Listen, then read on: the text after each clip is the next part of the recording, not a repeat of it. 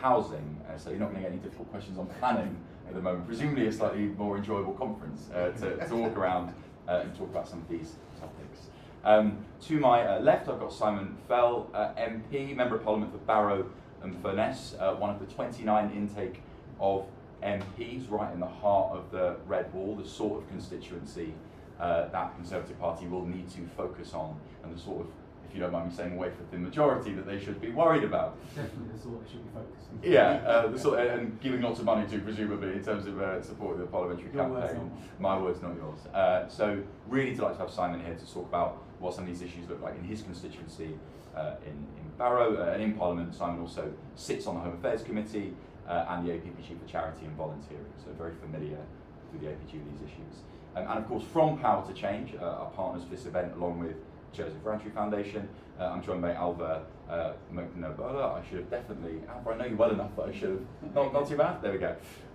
So Alva leads all of the policy and comms at Power to Change. It's a charitable trust with a mission to strengthen community businesses to tackle some of society's biggest challenges at the local level. And she leads all of the engagement with central, regional, local government. Power to Change has been massively influential on things like the Community Ownership Fund, changing national policy as a third sector or as an arm's length organisation. So brilliant panel to discuss some of these topics. As I say, I'll come to you guys in the audience in just a moment. But first, Stuart, let's turn to you.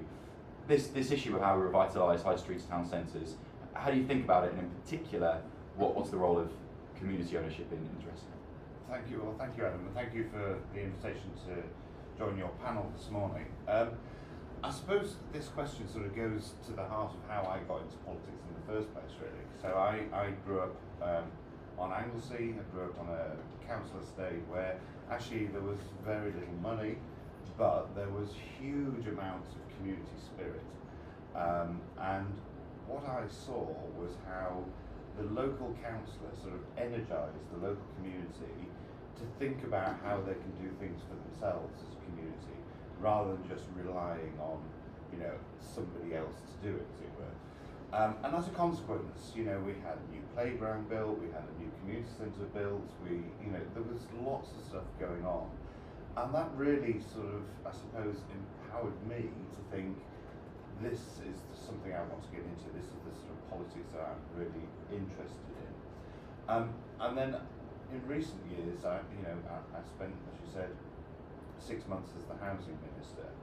And when I was in that department, Michael Gove, as the Secretary of State, I think taught me more in that 6 months than I've learned over the last sort of 20 odd years in politics, because he totally energised the whole department to think differently and to think about how we can transfer power from government to local communities. And the Levelling Up and Regeneration Bill is a huge enabler for many of the things that we're trying to achieve.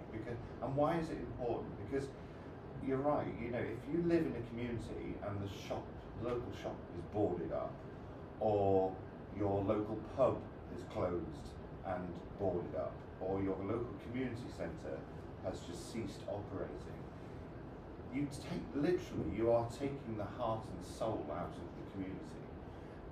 And it is so important that those places are vibrant. It's important that there's lots of activity going into those. And councils and local authorities and MPs can do our bit, but it is never going to work properly unless you give the powers to the local community. And where we see that happening, it is absolutely fantastic. The passion that these people have for ensuring that those facilities are used well is quite extraordinary. And we can talk about deprived areas, but it's also important in rural areas.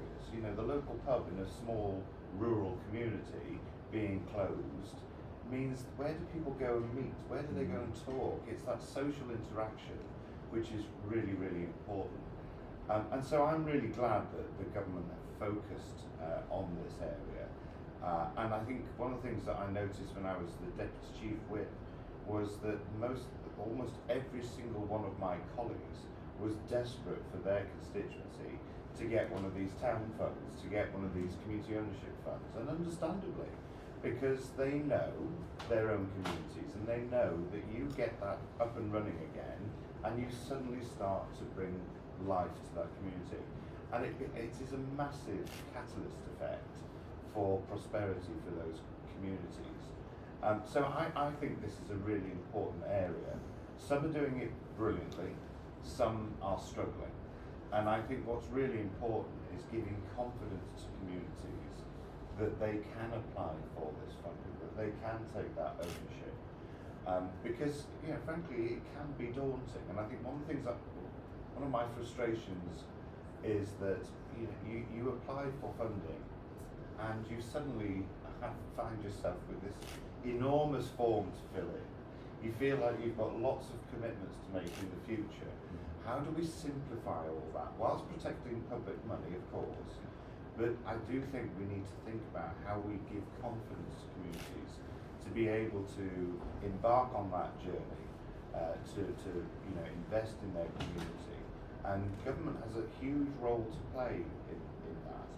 And as I say, about Michael, one of the things that he really did was energise the whole department. I've never seen a department so energised, so enthusiastic, because they believed in what we were trying to achieve.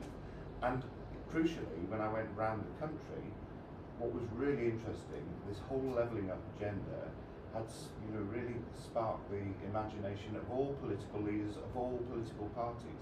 They wanted to work constructively with us. The Mayor of Liverpool, she was absolutely enthusiastic about some of the work that we were working on together there. We were working with these three main centres, so Wolverhampton, Sheffield and Blackpool, proper cross-party working. And I think if communities see us as politicians putting our political differences aside to work together for the better of the community, we can inspire the confidence then for them to become the leaders in those communities and make that regeneration happen. And that will be for the good of all of us, because it hits so many areas.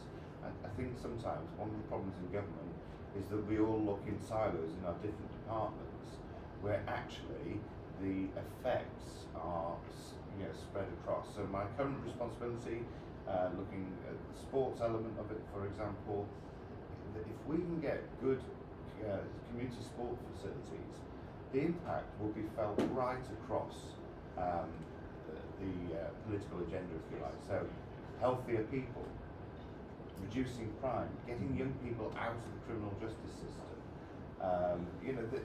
The impacts are massive. So this is, I think, one of the most exciting bits that we've been doing as a government, and we've got to continue with it, but I think we need to refine it as well to make it simpler, to encourage more communities to take part in what is something that can be really transformational for those communities. Excellent, thank you very much, Stuart. And I'll follow up on some of those bits and pieces in just a moment. Before I do, let's turn to some other panellists. Simon, your thoughts on this issue? What do we need to do so that our high streets and town centres can have life once again? Good question, and thank you very much for having me along to this. So I'll do that thing that politicians do, just talk about themselves for a bit. If I just explain a little bit about the community I'm fortunate enough to represent. So Barrow, if you haven't been, you're more than welcome, all of you. Speak up just a Oh, sorry, if you haven't been to Barrow, you're all more than welcome. At the back, that's all. There we go.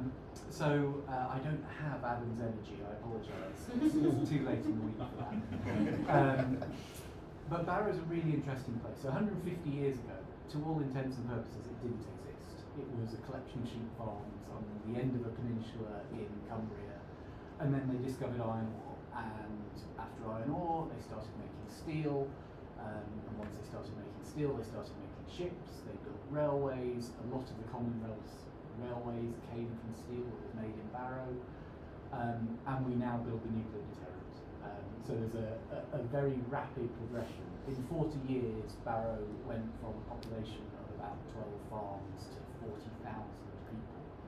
They called it the Chicago of England. It was a real rush to prosperity.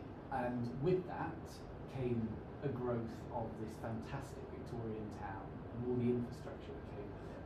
And when I walk around Barrow now, the best bits of Barrow, the things that you look at and you feel community pride about, and that people get really upset when they're left to rot, are those bits of Victorian infrastructure. And they are the bits that the council hangs on to, the bits that citizens' advice sit in now. And when people come and complain to me about the fact that our high street's falling apart and that the town isn't what it once was, it's the compare and contrast from where we were and where we are now. And I think there's something to that. You've got to look at what drove that investment and what drove those big pieces of chunky infrastructure, whether they were trams running down our high street to the big buildings that we still use today. And part of it was Victorian guilt. So these people who were making tremendous amounts of money off the backs of the community, who were taking the assets in our land and doing things with them, they realised they had to give back. They realised that actually they were making wealth because of this community, because of what was in it. And to keep that there, to grow that even further, they needed to invest in that community. So they built schools, they built bathhouses, they built hospitals, they built the things that are there still today. And I think we've got an opportunity to be looking at some of these large employers who sit in our communities and trying to build a coalition again where we can do that same thing. So I now have BAE Systems in my patch. They employ 11,000 people, single largest employer in my constituency by quite some way. And they will tell you until you are bored stiff about all their fantastic CSR engagement, and they do a lot of CSR engagement. I'm not knocking them for a second. But it's nothing like what their predecessors did in Victorian times. And they are still as reliant on this community and the people who grow up there and develop there to extract value from them and to deliver what they are delivering now, as important as that is to our national interest and international interest too. And I think we're missing a trick by not engaging with that. And we should be looking at more how we tie the aspirations of some of our, especially large employers, into the direction of travel of our communities as well, and trying to link those two things together. A few other points. So I think Stuart is absolutely right around the importance of high streets. They're more than symbolic. They are very much the bellwether of how well a community is doing. We need to accept and understand that when people hold up those pictures of Victorian era high streets with everyone in their finery, piled out to go to all these specialist shops that used to litter our communities. We're never going to go back to those days, and Amazon has killed that, as has the rest of the online world. And I don't think we should really blame the internet for that. It is just natural progression of things. But we should be looking at how we reform high streets to keep them vivid and keep people engaged in them. And the key to this is footfall. You just need people there. And there are tweaks you can do around the edges to improve things. So the business rates certainly does not help.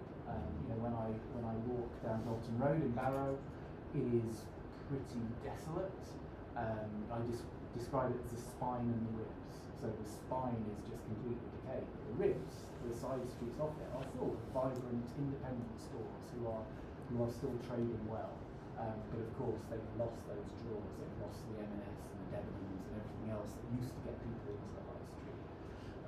So I think we should be looking at business rates. We should be looking at online sales, taxes, and how we incentivise people to go back into the high street, but also other uses for that high street too. And just to give a couple of examples, and I'll stop rambling on. So I have some incredible local organisations in Barrow. I have a youth group called Drop Zone who do all kinds of fantastic outreach with communities who essentially, young people who essentially don't engage with the rest of society. Often they drop out of school, often they face all kinds of different prejudice. They work with them, they get them engaged in the community. They are really excited about this community ownership model because it means they can take vacant facilities on the high street, they can turn them into community cafes. They can start to reach out to more of their peers who, frankly, at the moment are going around smashing windows of vacant shops and graffitiing the place. They see the value in that because they see the value of the community and what happens when that goes away. We have another local organisation called Well who deal with people suffering from addictions of all kinds. They set up a community supermarket on our high street. They have their premises on that high street, and when I do my little MP projects on the weekend where we're tidying up the back streets of Barrow, they send volunteers our way. They recognise the value of this social fabric and the importance of community. And the high street sits absolutely at the heart of that. So I think what the government's put forward here is really exciting, and it's a catalyst, but we've got to be able to grab it. And the one word of warning I would give is I have been in receipt of high street fund deals, of levelling up fund deals, and they are fantastic, but they're enabling. And we need that bit of capacity to help us to grab them and use them when this money comes in. My council is now completely bereft of ideas of where to spend money if more money becomes available in the future. We've used up everything on our shelf, and we need some of that capacity put into the system, because otherwise we're just going to go into a hole. Brilliant. Thank you very much for those comments, Simon. I'm sorry, people are struggling to hear at the back. There are some seats up here at the front, so you're getting that sort of awkward shuffle to get some of those, if that is helpful. Alva, let's turn to you. So we've heard that the kind of political will is absolutely there around prioritising community and making sure that they're central to how we improve our high streets. Your thoughts about, what actually needs to happen, maybe on the policy side or in terms of our community organisations, to enable that change to occur? Thanks, Adam. Thanks, both. So I'm Alva. I hope you can all hear me.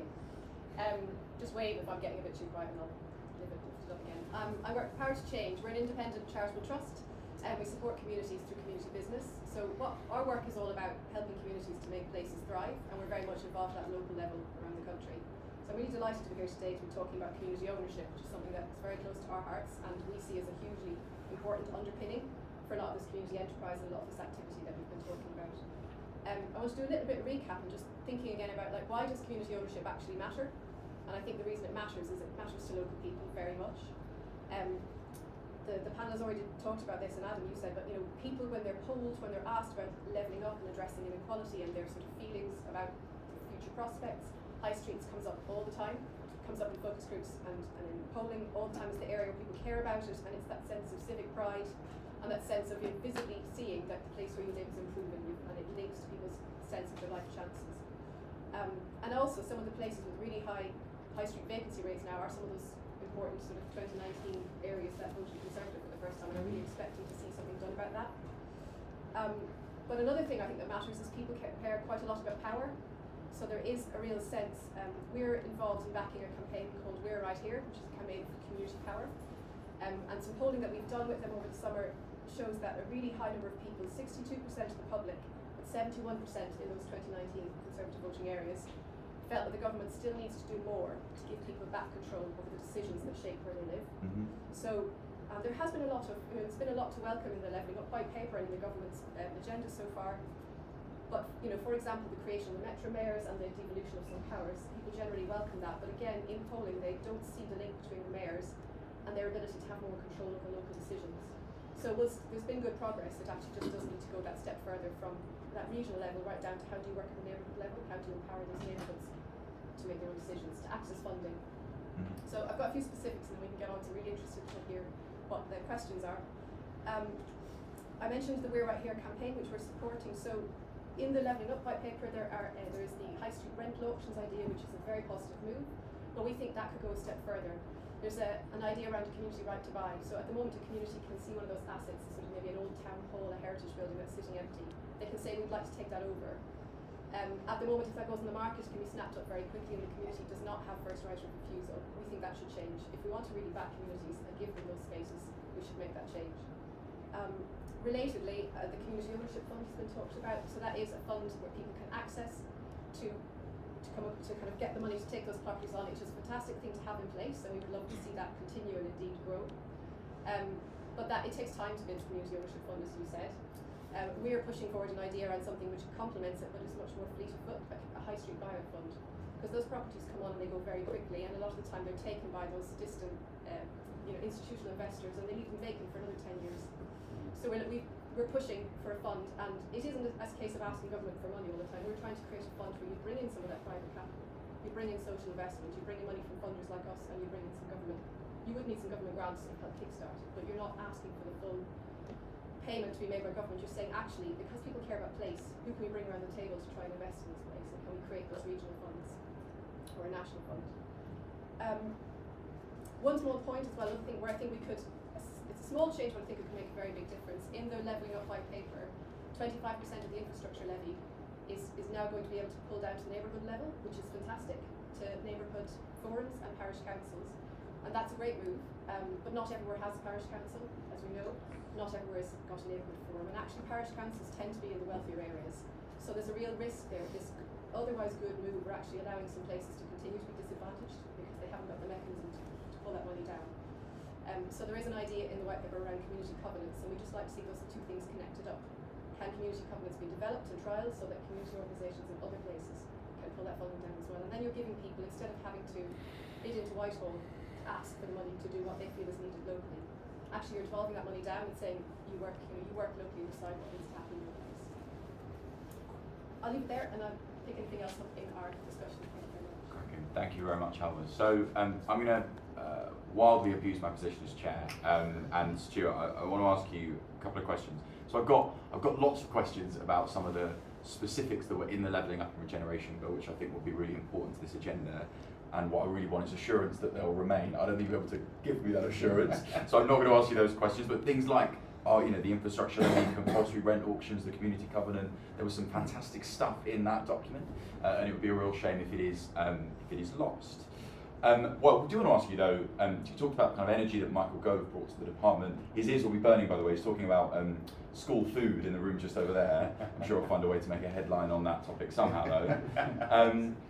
And he did bring this kind of energy and this dynamism, and clearly, Simon Clarke coming in as Secretary of State has been really focused on a couple of things. One is his role in the economic quad, so in some of the national economic work, but also around investment zones, a very interesting and I think potentially quite important policy, but clearly one that is distinct from some of this work, which is much more kind of locally rooted.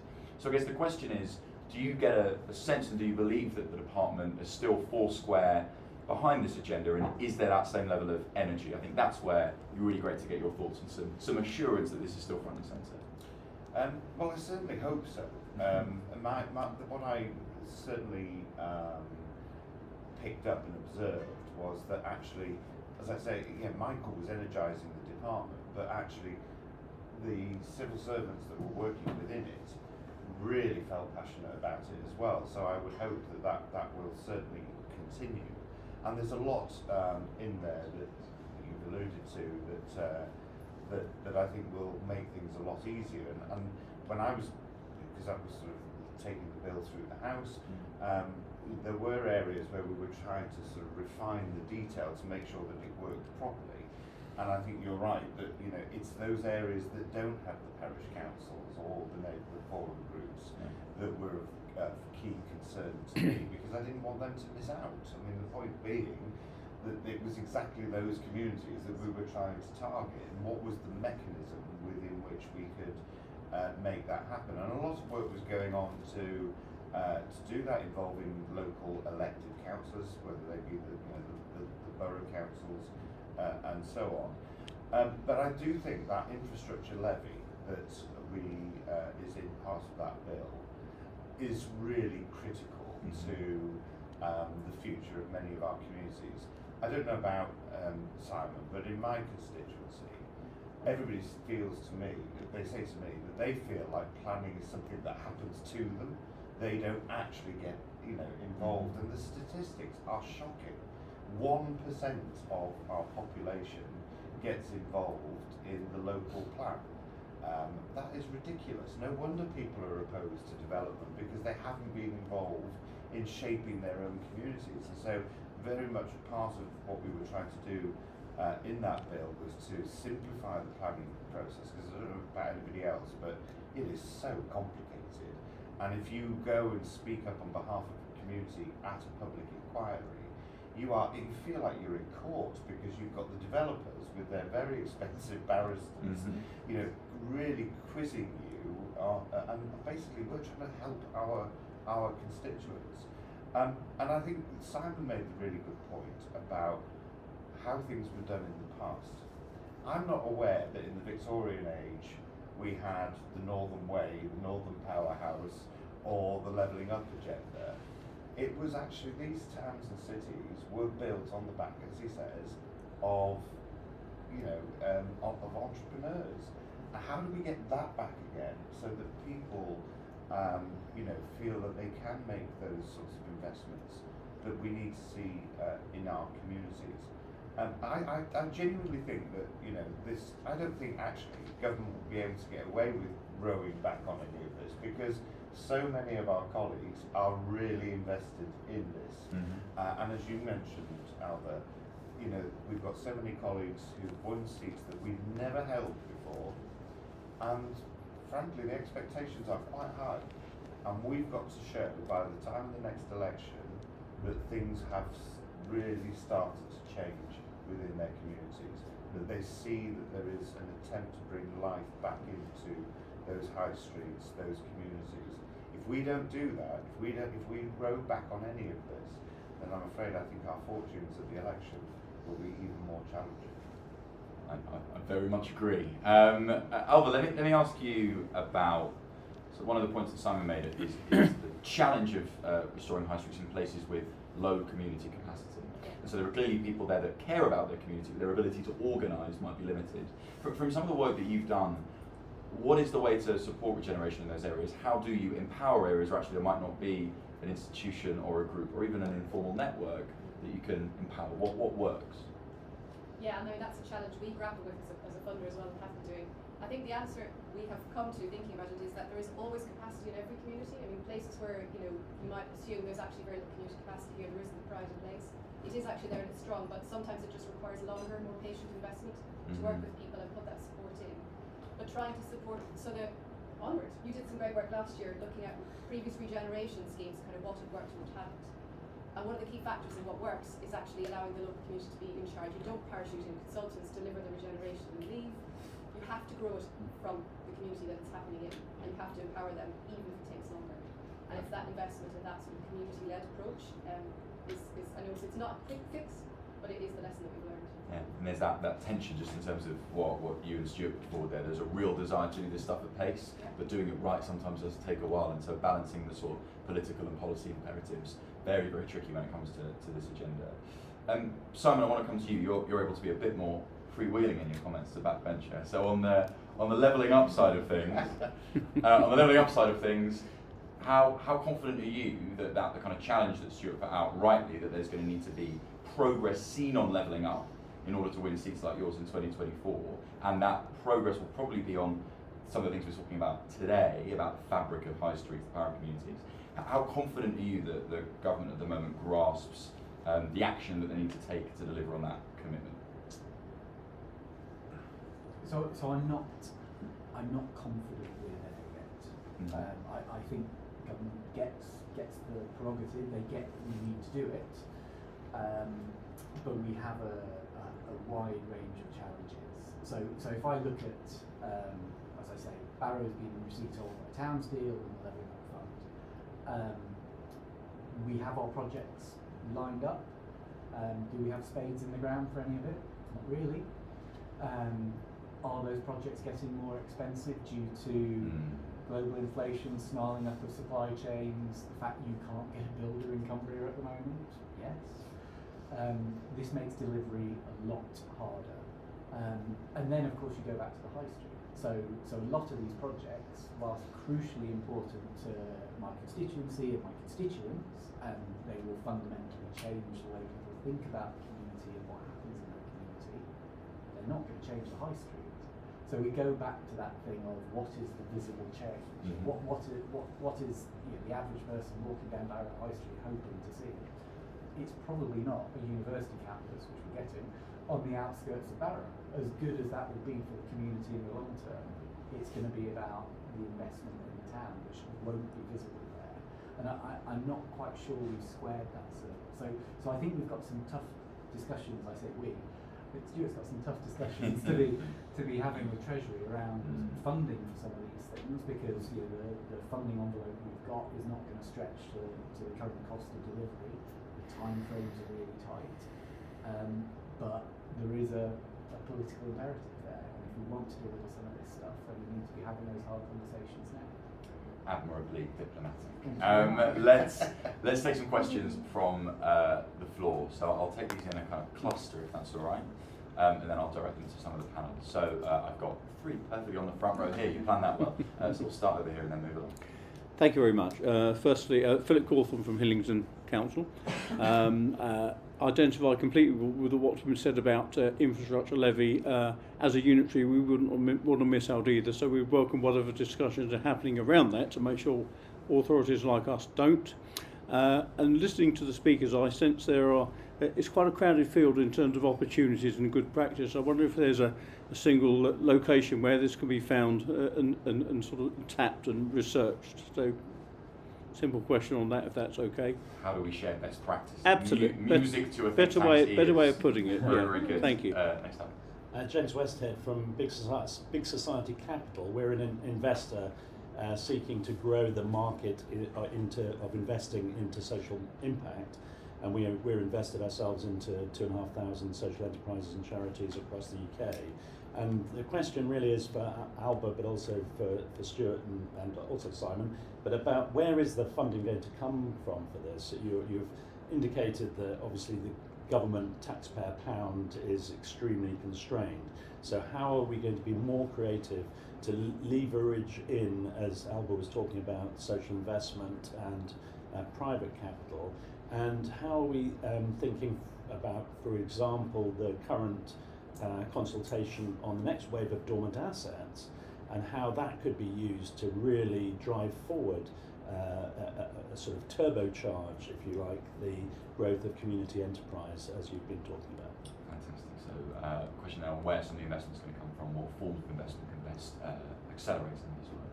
Next question. Hi, I'm Chloe from Access. We're a charitable foundation that specialises in blended finance, so we combine grant funding with repayable investment. We work with Society Capital and others, and we really channel funding to really small community organisations and social enterprises. Last week I went to a place called Stocksbridge Community Leisure Centre, and it's this incredible place where the community started a campaign against the closure of their local leisure centre, and they've been on this incredible journey where they've kind of then, taken over ownership of the leisure centre. They've got these incredible facilities, and they've got these amazing dreams of like what's next and what they want to do, and they've got these kind of like huge plans, and and I was just thinking about the kind of the overriding political narrative at the moment being about growth, and often that's seen in terms of like with big infrastructure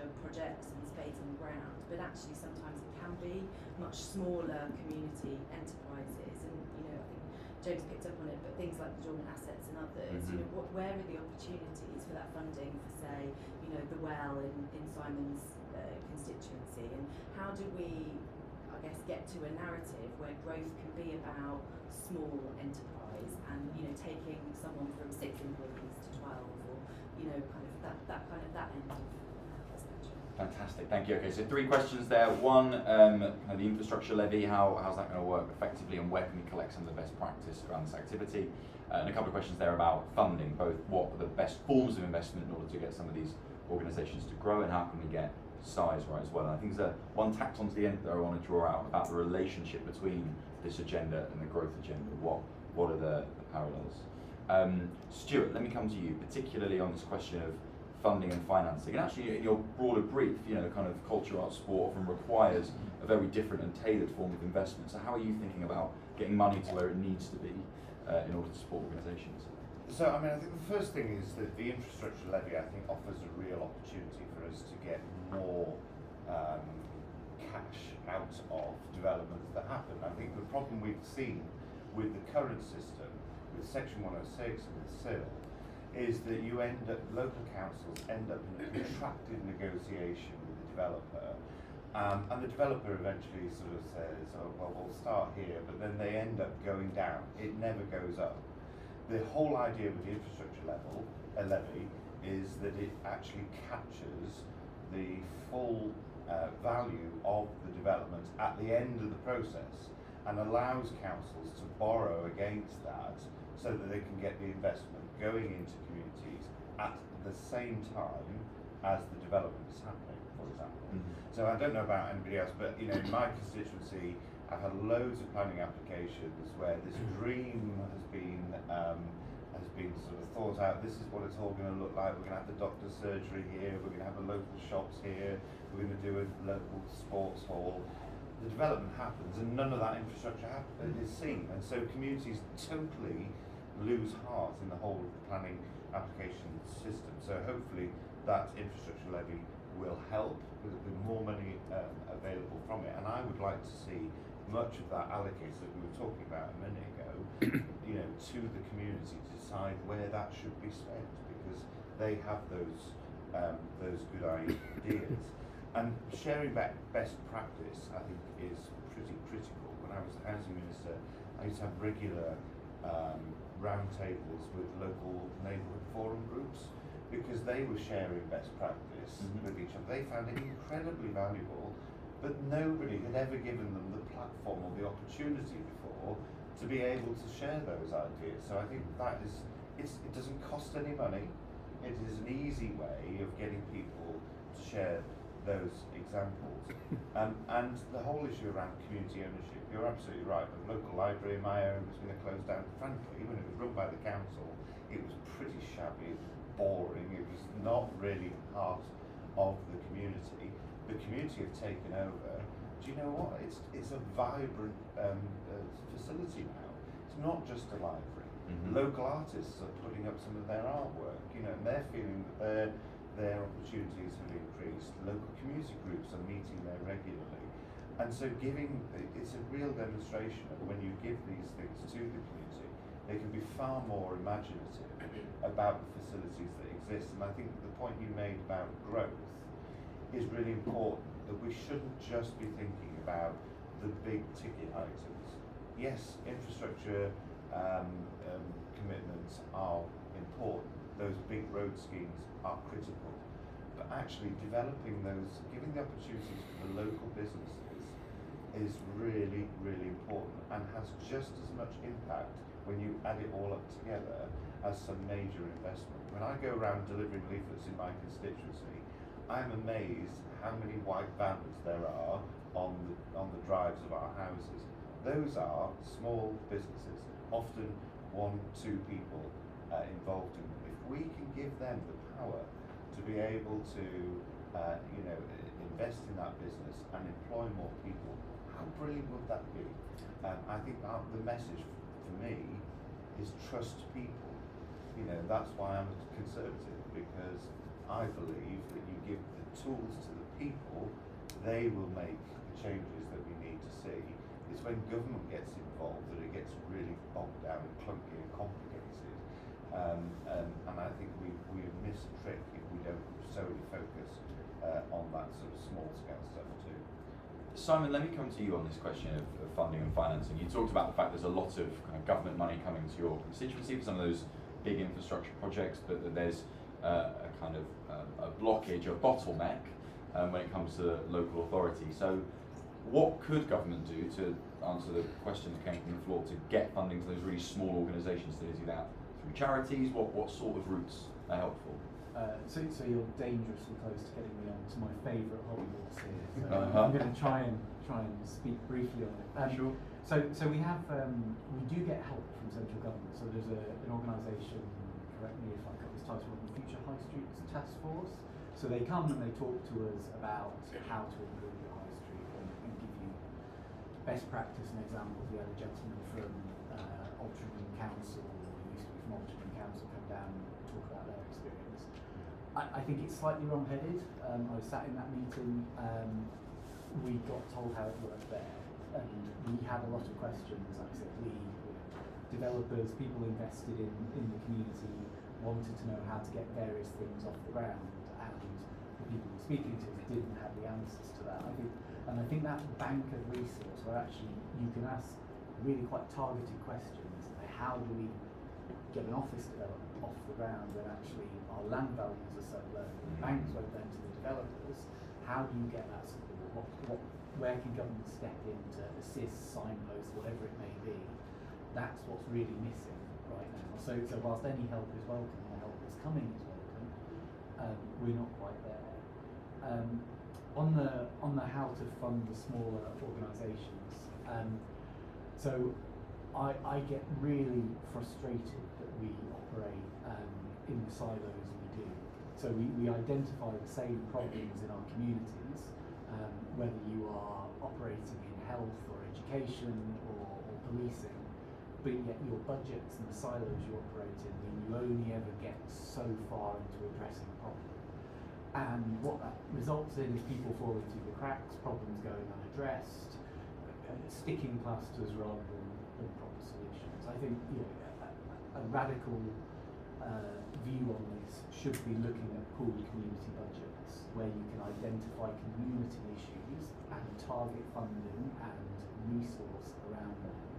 And I think a really radical solution, which I am all for, in fact I did have a private members bill on this, just to plug myself, is about trying to identify the value of what the third sector is already doing in our communities.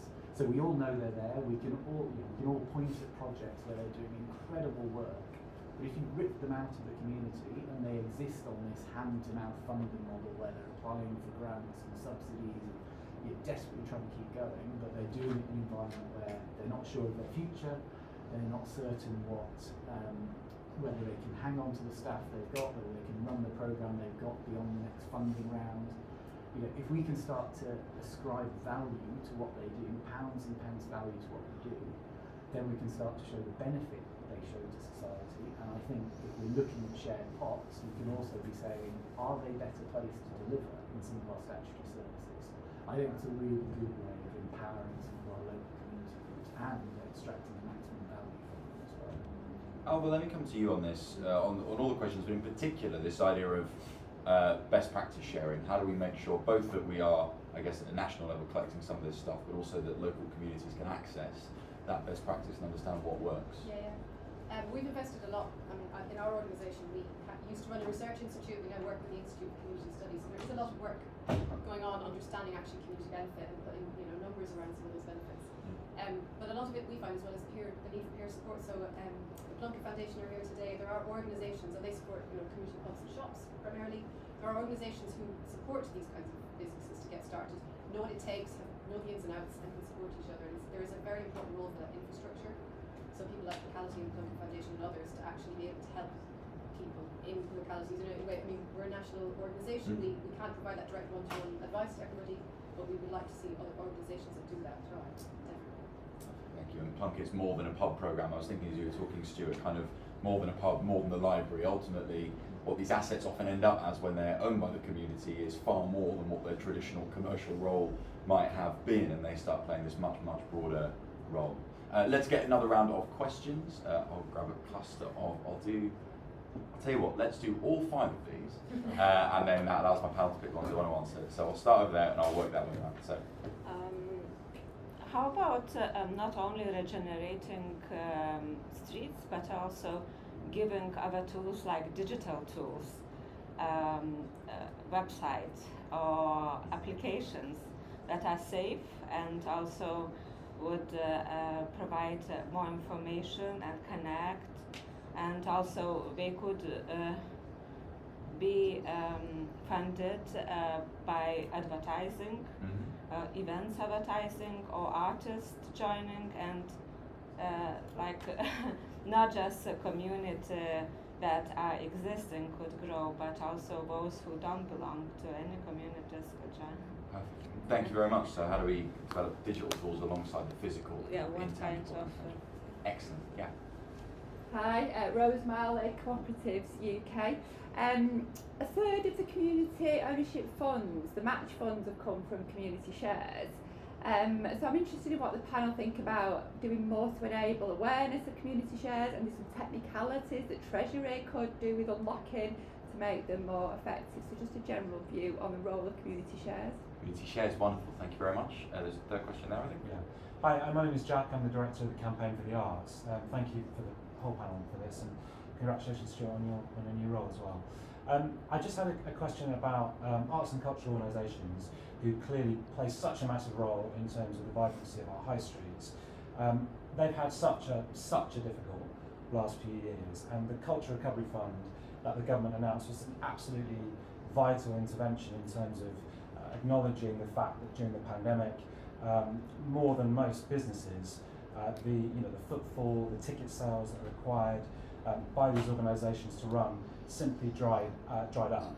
And there is a lot of concern now in the cultural sector that has been set back over the last few years about the rising costs of energy, and it's a twin issue, because of course they've got their energy bills going up like every business, although a lot of cultural organisations use above average amounts of energy, but also of course the impact on households is meaning people have less disposable income, it's harder to sell tickets, it's harder to get people through the door. So my question really to the whole panel is, what can we do to ensure that all of the amazing support the government has given to ensure arts and cultural organisations remain thriving centres of our communities, that isn't now wasted because of oncoming challenges around the cost of energy?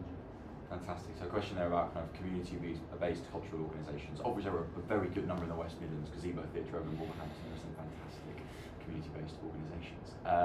Another question which is there, yeah.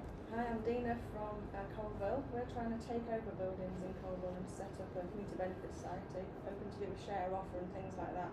But we know it's going to take time for these buildings to become sustainable, and generating the capacity in the community will take time. We need some help with that.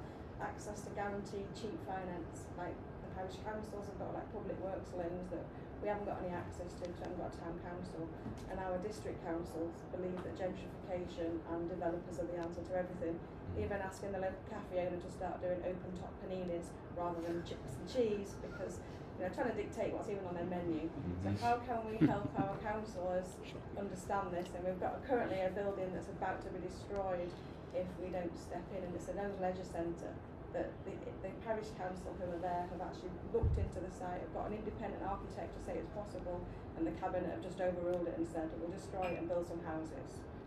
So we've got some time to work on that if anybody would like to help. I think it's been called back to the full council for November. We're setting up a little peer research network in this so room, aren't we? very quick response would be very useful. You don't let me know what the top panini is as well. That would be helpful. Okay, final question just there. Hi, I'm Chris Coucher from the Plunky Foundation. Thank you ever so much for our introduction there, Alvin. I'm delighted that Rose raised the point about community shares, because it is an absolutely vital form of finance. Firstly, it's a plea to the panel around, if we are going to achieve this kind of more than a community asset, where they are looking at multiple services under one roof, please let's look at the revenue funding that's needed by the infrastructure bodies such as Plunkett, such as Co-ops UK, such as Locality, and many others that are working across the country to try and support these projects, and think about that. But my question to the panel is more about long term, and actually thinking once these assets are community owned, they are still needing to be commercially viable, they still need to run and operate as a business. So what can be done to support community businesses and social enterprises once they are existing and trading to have that long-term sustainability? And is there an opportunity around a business rate review that could actually incentivise this sector over the long term, that says once they are in ownership and open, they are continuing to be supported? Another business rate review. We've had so many of those, although not necessarily ended with the results we wanted. Okay, so 5 questions there. 1, what's the role for the kind of digital tools alongside physical? Another on community shares. A third on cultural community-based organisations. A fourth on kind of physical development, so how do we get a sustainable building strategy? What's the role of local authorities in that? And then a final one about the long-term financial sustainability of organisations, including something on business rates. Stuart, let me start with you, and in particular, those 2 financing questions. So community shares, long-term sustainability, how are we going to get the funding of this sort of activity right? It's a really challenging question. And I think a lot of people are put off from even starting a process because the capital funding is really easy. You get that. There's so many funds out there. It's how do you keep it going in the long term. So my background before becoming an MP, I used to be the head of fundraising for a children's hospice. There were so many grants out there for us to buy new things, a new building, a new piece of equipment. There was very little out there for us to pay for the nurses that we need to look after the children, and that is the core of what we were set up to do. And so I think this is a big question for government. I think Treasury really does need to look at this, and I think there are a whole host of ways of doing it. If it is truly community based, let's really offer those sort of tax incentives, those to encourage even more of that investment in our community facilities.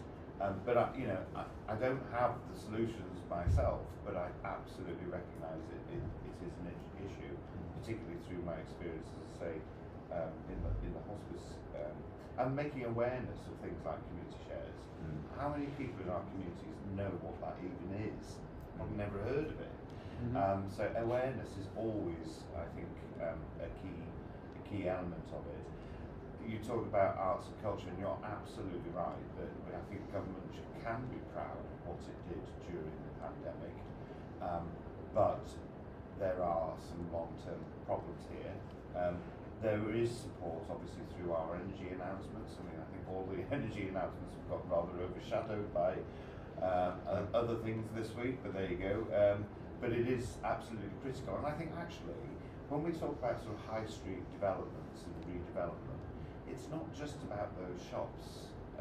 It's about what else is there to attract people into it. So yes, they go to the shop, but are there arts and culture things that we can do to draw more people so they spend even longer in those town centres? And that's certainly going to be a key focus of mine in this new role.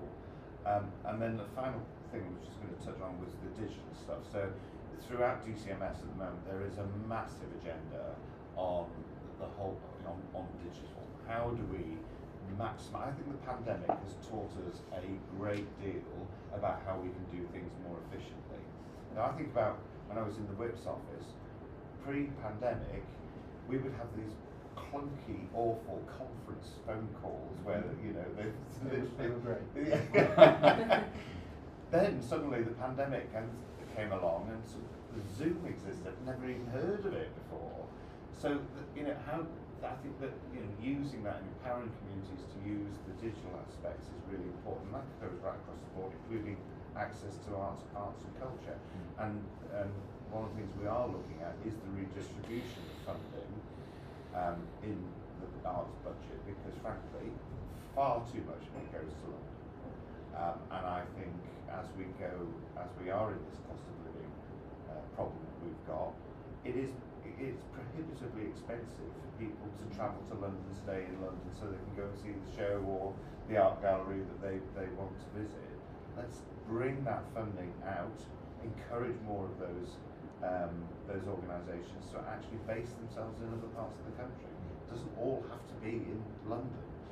So those are the sort of key elements that I'll be focusing on in the next couple of months. Perfect, thank you, Stuart. Simon, your thoughts on that, and in particular the part of the question on how we have a sustainable kind of approach to buildings and to public space, the role of councils and local authorities in some of that. I mean, what does good practice look like? I'd love to be able to tell you that I could point at good practice from my local authorities, but I think there's a wider question about what we've learned from the pandemic, and it has changed society in so many ways, from how people are less willing to go out and visit the theatre these days to probably putting yet another final nail in the coffin of the high street. And I've got a couple of arts venues who are much loved in the community and looked after, and they've really struggled through this for all the reasons you mentioned. The ones that have done well coming out of it have listened to the community and have changed quite fundamentally what they do. So they've gone from quite stuffy organisations who used to do one quite narrow focus of theatre productions or music, or whatever it may be, and instead they've been quite careful about listening to the market and diversifying, because they've realised they can't just come back and do the same again, because people aren't going to do that. I've got local community groups who used to go to the Forum, our arts centre in Barrow, and just put on performances there. They're now doing far more out in the community. They're going to schools, they're finding other ways to reach their market and drawing people in. And when I think of the organisations who used the opportunity to buy community assets in Barrow and Furness, they've taken pubs in villages that used to be good old-fashioned country boozers. They're now art centres with EV charging points. They run wool festivals. They have this fantastic one run by Greisbeck Arts yesterday had a social play evening where people could go and throw pots whilst doing what, having a drink or two, and then they leave with friends, and they've done something different and social. That would have never happened in that pub 5 years ago, but the experience has changed, and I think there's probably something around having a bank of good practice around this is what you should be looking at, rather than just managing decline. Look at how you start to open up, how you start to develop. And Al, we're at time, but final thoughts from you. Yes, and I think I'll come back to the question about funding, because it's very important, and link that to Chris's point about the longer term. I mean, small businesses get a lot of support from government, SMEs, they get a lot of investment, they often can access grants, and we know that the community-run businesses that we support, they do generally need some grant to help them work towards trading, but trading grows over time. So you're helping create more sustainable, and every community-owned space is hosting at least one, if not multiple, community businesses. We also know that they hire locally, they're creating jobs in those areas where potentially there aren't other many job creators, and those jobs are often going to be a little further from the labour market. So if this is a good thing and a good part of our economic mix, then it's all about backing it. So I think the dormant assets is a really big opportunity, growing the community ownership fund, creating those opportunities like business rate exemptions or other sort of funding sources to support more community enterprise. Obviously I would say this, but I think that would be a fantastic way of government signalling actually that they think this really matters. Excellent. Thank you very much, Al. Well, open top of any social play evenings. We've covered a huge amount. I'm enormously grateful to you for coming along. We've got a range of other events today as Onward. Please do come along. But for now, a massive thank you to my panel.